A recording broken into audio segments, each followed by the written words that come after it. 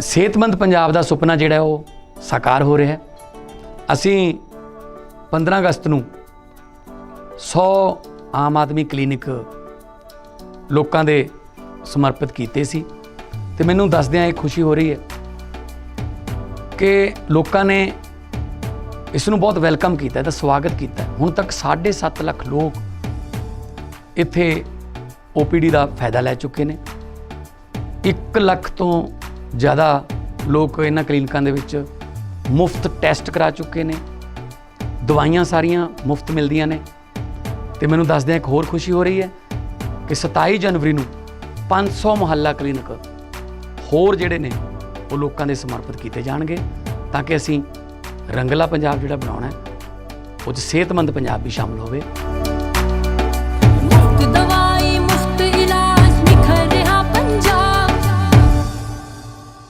श्री दुर्गियाना मंदिर प्रबंधक कमेटी के प्रधान लक्ष्मीकांता चावला की अगवाई में एक वड्डा आयोजन अज किया गया। वीर हकीकत राय का बलिदान दिहाड़ा जिहड़ा कि वड्डे पद्धर पर मनाया गया, जिस वड्डी गिनती में स्कूली विद्यार्थियों ने भी भाग लिया। तो गलबात कर लें मैडम लक्ष्मीकांता चावला। मैम जी, 1719 में जन्म होया तो 1734 में बलिदान हो गया, मात्र 14-15 साल की उम्र में। तो इन्हों के हकीकत तो ज़्यादा लोग जानू नहीं है, तो तुसीं इत्थे वड्डे पद्धर पर अज इन्हां दा बलिदान दिहाड़ा मनाया, उसदे बारे की कहना?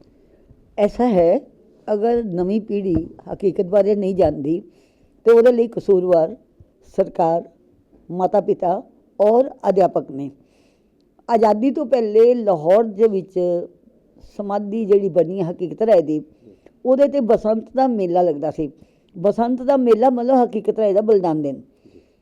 आज़ादी तो बाद साडे सिलेबस किताबां मैं भी स्कूल पढ़ी, आज़ादी तो बाद ही मेरी पढ़ाई शुरू हुई है। महापुरुषों दी जीवनियां होंदियां सी, हकीकत दी भी हुंदी सी। महात्मा गांधी जी दी हुंदी सी, भगवान राम दी सी, कृष्ण जी दी सी, सब कुछ हैगा सी। हौली हौली शिक्षा पद्धति इहो जी कीती कि एक तो स्कूलों दी दीवारां ते जिहड़े महापुरुषों के चित्र लगे सी वो गायब करते और एक किताबां च उन्हां दी जीवनी करती।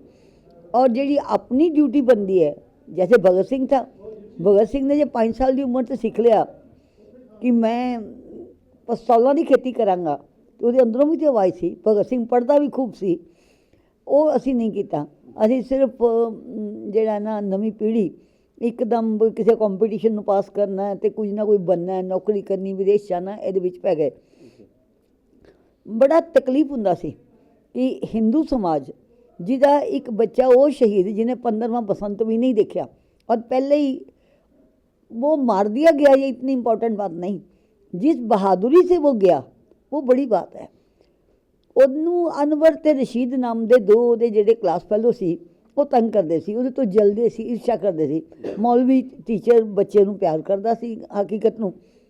आखिर बात ये हो गई कि भाई तुम भवानी माँ की कसम खाते हो। भवानी माँ वो मूर्ति जो हमने पाँवों में ठोकरों से फेंक दी। बेचारे हकीकत ने कह दिया कि अगर तुम मेरी दुर्गा माँ को गाली निकालोगे तो मैं तुम्हारी फातिमा बीबी को निकालूंगा। केवल इतने कसूर पर सारा मुसलमान समाज सियालकोट का एक तरफ हो गया कि इसको मरवा दो, मरवा दो। और उस समय के जो काजी थे वो भी बड़े विरुद्ध थे हकीकत के। हकीकत मतलब उसकी हिंदू भक्ति के। इसे लाहौर ले जाया गया फैसले के लिए।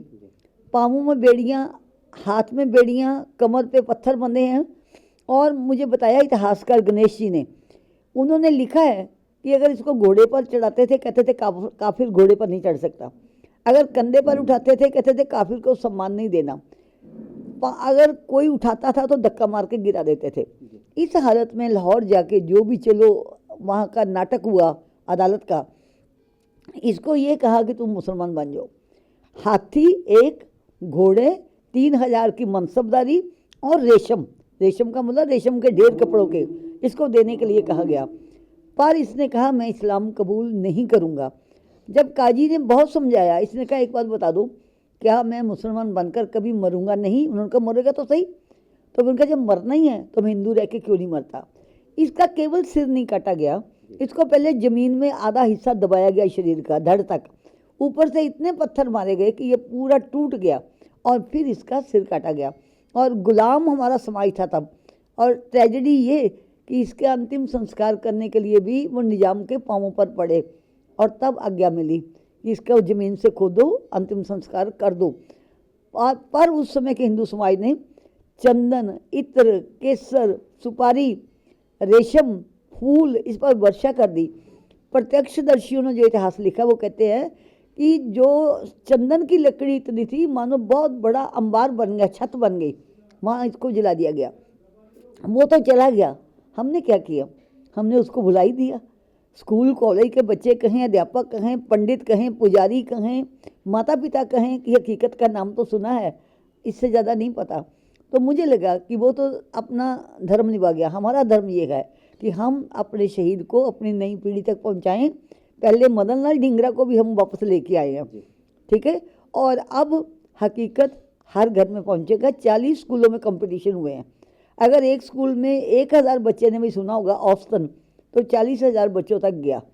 इसलिए मेरा सबसे निवेदन है कि शहीदों के दिन मनाइए, शहीदों के रास्ते पर चलिए।